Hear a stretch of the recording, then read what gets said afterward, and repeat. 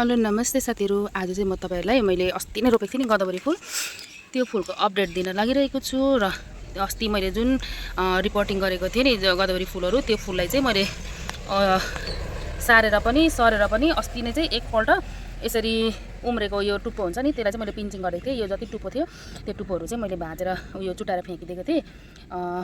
यस्तो मात्रै हुन्छ नि त, पलाएर यस्तो पलाएको हुन्छ। अनि त्यहाँको यिनीहरू चाहिँ मैले सबै त्यसरी टुप्पो चुडाइदिएर चाहिँ हाँगा फ्याँकेर यसरी 3टा 4टा यसरी हाँगा गएको छ। यसको पनि मैले फेरि त्यो 3टा 4टा हाँगा गएकोबाट नि यसरी पिन्चिङ गर्दैछु, सबै टुप्पो चुडाइदिएको छु। यहाँ चाहिँ मैले चुटाएको छुइनँ, यसरी यहाँबाट एउटाबाट अहिले 4टा आएको छ। यसलाई पनि चुटाउनु पर्ने हुन्छ। यसरी यसरी मसिनो यो जति पलाएको टुप्पो छ नि, यसलाई जति चुटाउँदै गयो त्यति चाहिँ हाम्रो बुस्सी भएर चाहिँ हाँगा फ्याँकेर चाहिँ सानो बोटमा चाहिँ पुरा लटरम्मै फुल चाहिँ फुल्छ। त्यही कारणले गर्दाखेरि चाहिँ यसरी यो चुटाउनुपर्छ। जति नै एउटा अस्ति मैले यस्तो सिङ्गल थियो त्यसलाई चुटाएर अहिले 3टा 4टा हाँगा यसरी फ्याँकेको छ। अनि त्यसलाई पनि फेरि यसरी चुटाउनुपर्छ। अनि त्यसरी चुटाएपछि चाहिँ फेरि यहाँबाट पनि अझै हाँगा बेसी फ्याँक्छ। अन्त चाहिँ बुस्सी हुन्छ, फुल फुल्दा चाहिँ बुस्सी हुन्छ। अनि धेरै एउटै बोटबाट चाहिँ थुप्रो हाँगा गएर चाहिँ कोपिला लाग्छ। अन्त यसरी त्यहाँ चाहिँ यो टुप्पो चाहिँ फ्याँकिदिन्छु। यहाँ मेरोमा चाहिँ लाई पनि लाग्न थालिसक्यो। योपालि चाहिँ म लाईको दबाई लिएर चाहिँ लाउनु पर्ने छ, बजारबाट लाई किराको दबाई चाहिँ यसरी चुटाउनुपर्छ। सबै हाँगाबाट चाहिँ यसरी पिन्चिङ गर्नुपर्छ मजाले चाहिँ। एउटाबाट 3टा 4टा गएको छ अहिले हाँगा, र म फेरि यसरी यहाँ त्यो 3टा 4टा गएकोबाट पनि यसरी चुटाइदिँदैछु। यो चुटाउँदैछु। यो चाहिँ मजाले लटरम्म फुल फुल्छ। यसरी सबै यसरी चुटाउनुपर्छ। यति चुटाएर फ्याँकिदिएको छु मैले। अघि फ्याँकेको नि त आधी चाहिँ ओइलिसकेको छ। अहिले चाहिँ रहेको चाहिँ मैले चुटाइदिँदैछु। यसरी यसरी चुटाएपछि चाहिँ एकदमै बाक्लो भएर जान्छ, घन भएर। त्यहाँदेखिको चाहिँ 6-7 एउटै बोटबाट चाहिँ 6-7वटा हाँगा फिन्जेर चाहिँ मजाले फुल फुल्छ।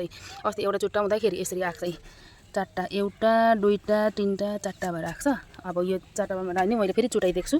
अब यहाँबाट अझै बुस्सी भएर फेरि 6-7वटा भएर चाहिँ हाँगा फ्याँकेर चाहिँ फुल्छ। यो फुल चाहिँ फुल्दाखेरि भोलि पर्सि अहिले चाहिँ यसरी चुटाइदिनुपर्छ।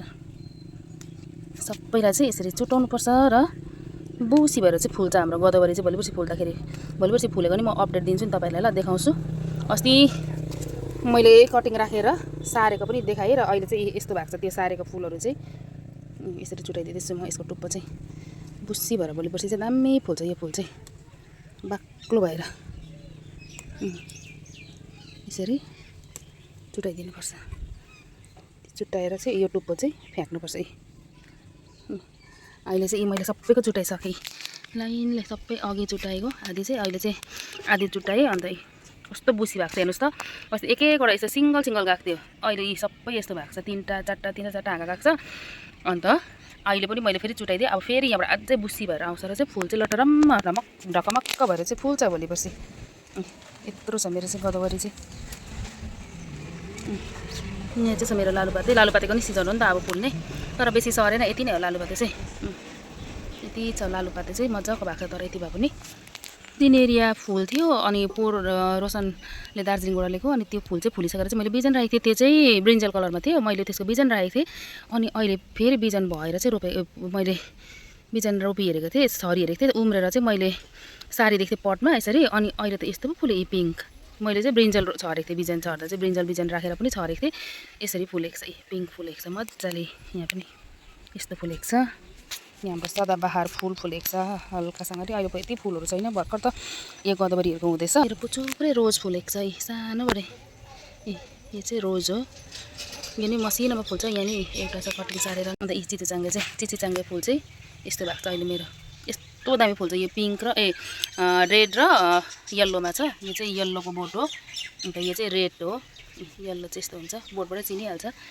यसरी मैले चाहिँ यसमा छरेको थिएँ, ड्याम्मै उम्रेको थिएँ। तर सबै मरेर अहिले चाहिँ एउटा दुइटा गर्दै निस्किँदैछ। मैले त्यहीहरू सारेको। अनि अहिले फेरि सार्ने बेला भएको छ। यहाँ निस्केको छ, यहाँ येल्लो निस्केको छ, यहाँ हुँदैछ। त्यस्तो चाहिँ मैले एक एकवटा गर्दै सारेर चाहिँ अहिले चिचिचाङ्गे फुल पनि यति सारेको छु कटिङ। यति भएको छ। यो चाहिँ मेरो डल्ले खोर्सानीको बिजन। मैले डल्ले खोर्सानी अस्ति नै छरिदिएको थिएँ, 2टा फुटाएर यत्रो भएको छ। अब यो चाहिँ माथि लगिदिनु पर्ने छ, नानालाई आमालाई लगिदिनु पर्ने छ। यत्रो भएको छ डल्ले खोर्सानी, दामी छ। यो पनि मैले सिलगढी दाजुहरूकोबाट ल्याएको हो। यहाँ चाहिँ मेरो 1-2वटा खोर्सानी पाकेको छ। खोर्सानी चाहिँ योपालि मलाई एकदमै फाप्यो राम्रोसँगले भयो उयो गर्नु भइरहन्छ क्या टोकेर खानुको लागि चाहिँ खाँचो परेन मजाले भइरहेको छ अलिअलि गर्दै यो खोर्सानी पनि सबै यो बोरा कुहिएर यत्रो भएको थियो जरा निस्केर मर्नु न बाक्लो भइरहेको थियो अनि अहिले अस्ति चाहिँ मैले सबै बोरा चेन्ज गरिदिएको छु ऊ पर पनि छ बोट त्यसको यसको बोरा नयाँ लगाएर त्यहाँदेखि चाहिँ सबैमा मैले मल माटो भरिदिएको छु अहिले फेरि मजाको हुँदै आउँदैछ यो बोट पुरा फुल लागेर फल्दैछ अन्त यहाँ चाहिँ मेरो सिमीको झ्याल छ सिमीको झ्याल छ हिजो टिपेर खायो सिमी चाहिँ अहिले चाहिँ बिजन मात्रै छ के अरे चिचिला मात्रै छ हिजो टिपेर एक छाक खायौँ हामीले अहिले चाहिँ यस्तो कोपिला लागिरहेको छ चिचिला सबै फल्दैछ यो तुने बोडी हो बजारे यहाँ पाकिरहेको छ डल्ले खोर्सानी चाहिँ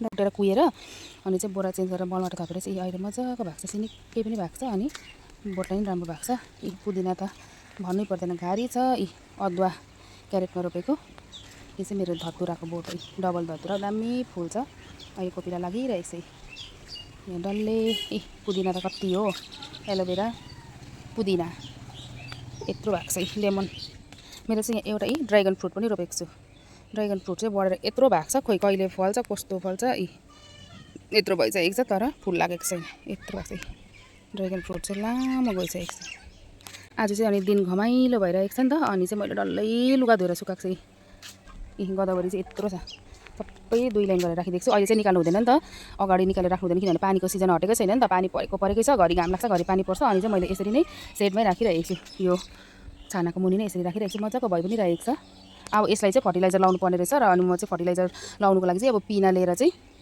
भिजाइसकेको छु त्यो भिजाएको पिनालाई चाहिँ 4 दिन राखेर चाहिँ फेरि अनि पानीमा मिक्स गरेर चाहिँ लाउनु पर्छ र चाहिँ बोट एकदम बुस्सी हरियो भएर चाहिँ आउँछ फर्टिलाइजर चाहिँ पिनाको पानी लाउनुपर्छ त्यसमा लाउनुको लागि चाहिँ मैले रेडी गरिरहेको छु यसमा चाहिँ लाउनुपर्छ तर दिन चाहिँ यस्तै घमाइलो भएको छ टी गार्डनहरू यस्तो भएको छ यहाँ खोर्सानी बिजन अर्को पनि छ अरे थियो यहाँ पनि उम्रिँदैछ मजाले खोर्सानीको बिजन त्यो चाहिँ अस्ति अघि देखाएको चाहिँ अलिक ठुलो भइसकेको छ सार्ने बेला त्यो चाहिँ भर्खर उम्रिँदैछ यो चाहिँ अर्कै राम्रोसँगले यहाँनिर ब्याम्बो प्लान्टहरू सबै सिनेरी छ किनभने फुल्ने फुल थिएन नि त बर्खामा अनि चाहिँ मैले यहाँ छतमा चाहिँ यसरी राखिदिएको छु यही सिनेरीहरू भए पनि अनि यहाँ चाहिँ मेरो छ जरबेरा यस्तो मजाले फुलेको छ कति फुलिसक्यो र अहिले पनि फुलिरहेको छ कपिला लाग्दै फुल्दै गरिरहन्छ यस्तो सिनेरीहरू चाहिँ मैले अहिले राखिदिएको छु स्नेक प्लान्ट यो पनि स्नेक प्लान्टकै भेराइटी हो यस्तो टाइपको छ यो पनि स्नेक प्लान्ट हो यहाँ पनि छ यो पिस लिली हो मनी प्लान्ट स्नेक प्लान्ट यस्तै छ फुल चाहिँ मैले आँगनमा चाहिँ योपालि पुरा सयपत्री फुल लगाएको छु यसरी डल्लै सयपत्री फुल लगाएको छु यत्रो भएको छ सयपत्री फुल मेरो बढेर